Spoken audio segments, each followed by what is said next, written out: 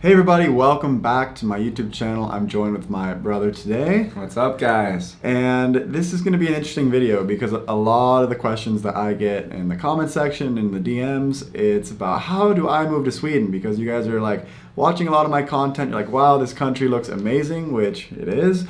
And you're like, I want to go move to another country too and see what that's like. So I think to start this video off, I want to talk about like why did I move here and a little bit of our background. But like just to take it back, like when I was 5 years old, you were 2 years old, my family did a exchange year in Germany. My dad was a teacher and they did like a teaching Fulbright exchange. So we were exposed to Europe at a very, very young age. Yeah. And since then, you've lived in Germany as well. Yeah, I've gone back 2 different times throughout my life. I went back when I was 17, which was an amazing opportunity, and then back once more after college. So I feel like both of us were just constantly drawn towards Europe. Yeah, exactly. I love just the cultural aspects of Europe where you have so many different cultures in such a small area, and like you can take a train or a plane and in an hour you're in another country, in another language, and that's so exciting for me. And you know, fast forward to a little bit after I was 5, when I was about 20, 21, 22, I was dating a Swedish girl. And that became the opportunity where I got this fascination with Sweden, and then some doors opened up and I was able to get a job here and move here, and I haven't looked back because this country has just been like so exciting, and I've learned the language now. I have my friends and my social circle here, and I just love being here. Now you visited, this is your 3rd time visiting me in Sweden, and what's been the draw for you? Could you see yourself like moving to Sweden or living in Sweden? Absolutely. I mean, I know we've talked about this quite a bit as well. I mean, I think it's a remarkable city. Like I said, I think in the last video, every time I come here, I end up like falling in love with this city more and more. Yeah. I just think it's a very cool place to be in terms of like just the beauty of the actual city, the people as well. It's got a very business-oriented mindset, very forward-thinking. Yeah. People in Stockholm are like pretty entrepreneurial, I would say. And Stockholm, many of you might not know this, is the 2nd highest per capita in terms of producing unicorn startup companies in the world. So a unicorn company is a company that achieves a valuation of $1 billion US. And per capita, Stockholm is the 2nd highest, behind only Silicon Valley. Oh, wow. So it goes to show that there's a lot of thriving startups coming out of Stockholm, and I think that speaks volumes to the entrepreneurial spirit of the people. And yeah, I think a lot of people are just really going after here, which is a really cool environment to be in. I think it's even made me a bit more entrepreneurial living here as well. But so for a guy like you that wants to move here, what does that process look like? Because some people think it's simple. You were working as a group fitness instructor and a personal trainer in the US. Right? Yeah. So we went to some gyms and we're like, hey, we're thinking about moving here. And they're like, yeah, you can work here. We like your energy, everything. And then we're like, yeah, but you know, he needs a work permit because he's not an EU citizen. And they're like, oh, okay, yeah, that's going to be a little bit harder. So what is that process like? Well, basically, you have to have a job first. You have to have a company that's willing to hire you and willing to take you in. And you have to offer and bring something special to the table. So it really needs to be a company that's like looking for somebody that can, you know, somebody that's going to bring a unique skill set. Maybe they want a native English speaker, or maybe they want somebody from a different company that's going to view things in a certain light, because they have to have a reasoning why they're going to hire this person over just any EU citizen, because the European Union wants to give priority to the people that are here. It's the same in America. If a Swedish person wants to move to America, they're not going to give a Swedish person a job over an American unless that Swedish person is providing something new. So maybe it's a company that needs somebody to make translations in Swedish, or open up the Swedish market or something. That could be a way to sort of come in with that. And then there's other requirements too, like you need to make a minimum salary with that job. I think the minimum is like 14,000 crowns a month.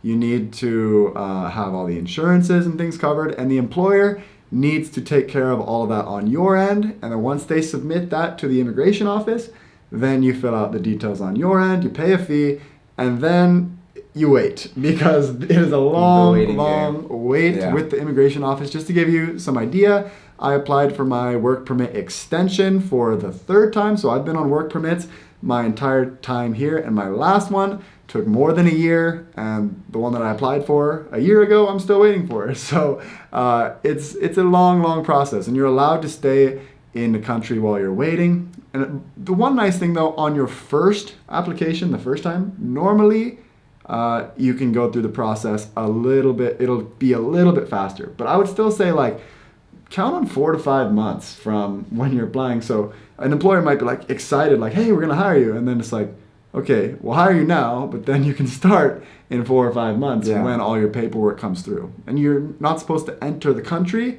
until you've got the yes decision, basically. Correct, so if you come to Sweden, you find a job, then you go home, then you apply, and then you wait. And then when that's all lined up, if everything goes well, then you can move to Sweden.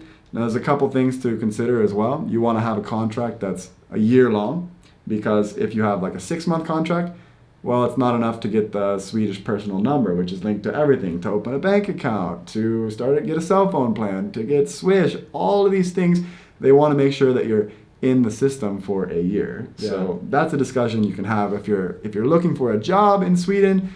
You definitely want to be like, hey, can we get a year-long contract just to make everything else easier? But what are some industries that are good to work in Sweden? Well, for me, I was in teaching. I got my master's in teaching, and that is much easier to go through the process there, because teaching is on the list of professions in Sweden that is on the labor shortage list. They don't have enough teachers in Sweden, and they have a list online that you can find, and you can look through all the list of jobs where there's shortages, and then it's much easier because the company doesn't have to say, hey, we need a special reason, because everyone can see there's just not enough teachers. Yes. So that could be like a way for a lot of people to come in. Like your background is in education. Yeah. So maybe there's some schools that would be interested in hiring you. So what are some other like ideas or things? For sure. I mean, having the background, I think, from both a sporting aspect, and then also my times working in a gym as a fitness manager, as a personal trainer, and then group fitness instructor.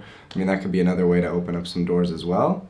Just because, I mean, there's a plethora of fitness studios here in the area, from group fitness to just general public gyms.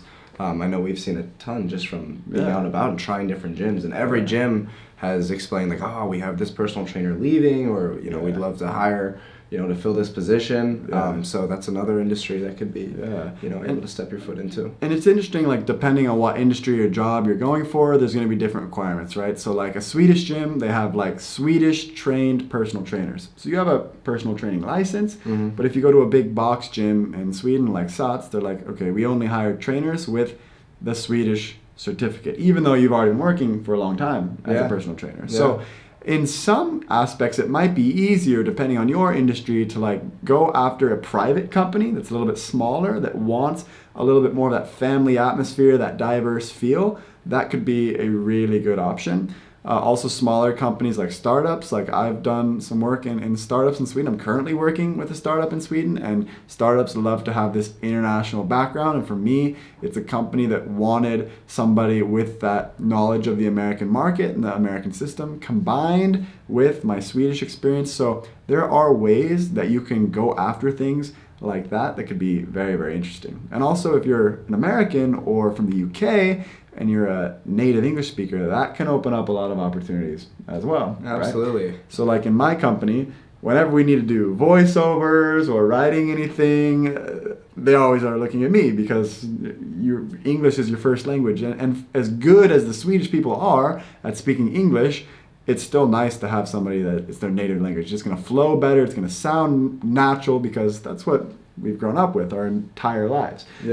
So, for example, there's a company that could be interested in you because you're a native English speaker, and you could write content. So you could look for jobs where maybe it's a startup, maybe it's a company that's looking for or has a use for writing skills, speaking skills. These are all sort of ideas. If you're looking to make the move, those could be some options. Absolutely. And I mean, you can actually like filter through some of the jobs by just typing in the keyword English, and when you're on job websites, things like that, and that'll bring up a list of opportunities for especially like native English speakers, because it's such a demand, especially being in an international city like Stockholm, where a lot of people rely heavily on English as, you know, the means of going about business. So. Yeah, exactly. And depending on the employer, that's going to play a role as well, because, for example, international schools are used to hiring international staff. So maybe those people are going to have a knowledge of the process of like how to get the visa, how to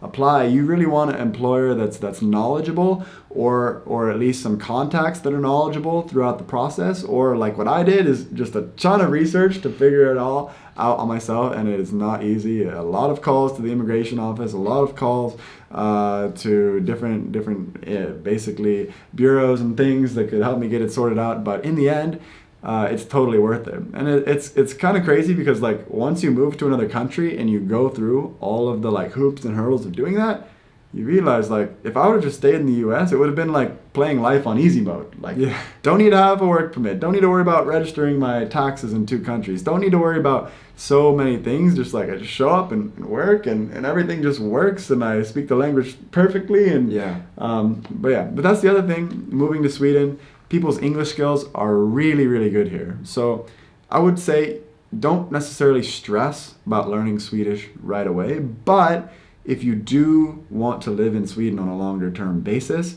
I really recommend learning the language. And your language skills are really good because you lived in Germany, and after a year or two in Germany, fluent in German. You know, like I mean, I think the biggest challenge for me, I think, would be the first 6 months. That's really when you're just building that foundation.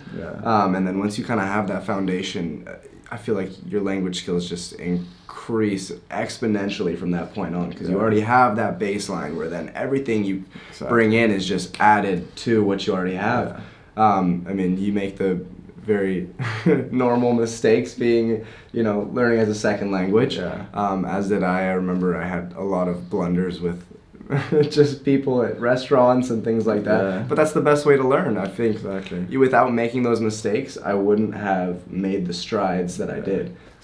And so, especially being like immersed into that culture, I mean, that's the quickest way you're going to learn a language. When you're just surrounded by it, there's no other means for it. And you have to push yourself. I think in Germany, people are less likely to switch to English compared to Swedes. I mean, Swedish people, they just love speaking English. So that's my advice for if you move here. You really have to sort of force yourself to speak Swedish and really push yourself. And if you want to, you'll get it. And I think a little bit every day is just going to be a lot better than trying to like cram and do it all at once. Just like build the habit, stay consistent. And like for me, when I moved to Sweden, before I came, I spent like an hour a day just doing Duolingo for maybe a few months before I came. But that gave me the foundation and some basic vocabulary that I could at least express some thoughts. And now I'm going through the process of learning Spanish. It's another thing.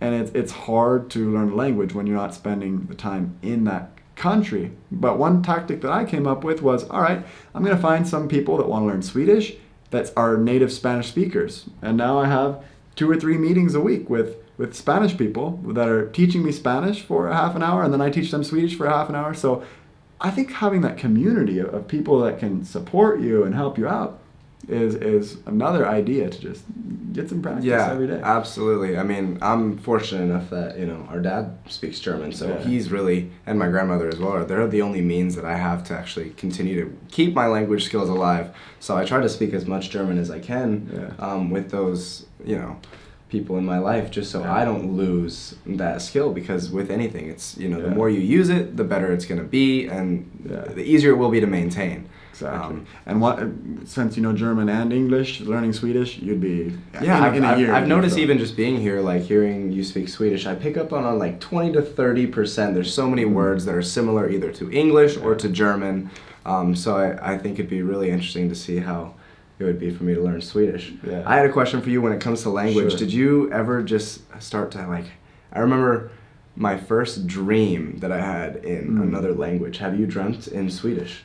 It's hard to say because I don't normally remember my dreams. But I would say I'm speaking English every single day. Like there's not a day that goes by where I'm only doing everything in Swedish. Now, with that being said, I have friends that I speak only Swedish with, and I have friends that I speak only English with. And maybe it's like 50-50. So like 50% of my friends, Swedish, 50% of my friends, English. Yeah. So I think because I'm like constantly exposed to the English, it's not like it gets pushed out where Swedish becomes the dominant language. But I would say like right now I'm living my life 50-50, I would say. Yeah. So but then in work, I'm having meetings with people in Spain, with people in France, with people in many different countries. So it's English can be the dominant language. But yeah, it can be crazy sometimes because I'm sitting in a Spanish meeting and they're speaking Spanish, and then I'm speaking English with somebody representing our French team, and then I'm relaying the information to the boss in Sweden in Swedish. So, yeah. But I love that. That's something that I love about working in an international company, is having that exposure to different languages. And for me, I just love learning languages. I think it's so fun. Yeah, and I know you spoke in like a recent video about how you feel like even being immersed in Swedish for so long has almost like influenced your English skills, which is one thing that I noticed when I was in Germany as well, is I would start to speak English like a German, as you speak English like a Swede, so to speak. Yeah, I think it's so funny how you start to take on those mannerisms. I remember I was FaceTiming him. This is the first time I noticed your English was a little bit more influenced by Swedish culture. As we were just talking about a soccer game, we were talking about a Manchester City Champions League game, and I remember you said on the phone to me, yes, Manchester City. And I had to break down and laugh because I was like, what? There's a different flow than when you speak in Manchester Swedish. City. That got me. That's when I realized. I was like, wow, he's more Swedish now than he is actually American. Yeah. I think I'm about 50-50 at this point. Yeah, that's good. Cool. Well, if you want to see my journey learning Swedish, there's a whole bunch of videos on my channel. I'll link some right here so you can see. And I even made a Spanish video if you want to see my 6 month or however many months now it's been with Spanish. But yeah, thanks for watching this one. We'll see you guys. Both of us will see you guys in another video soon. Take care.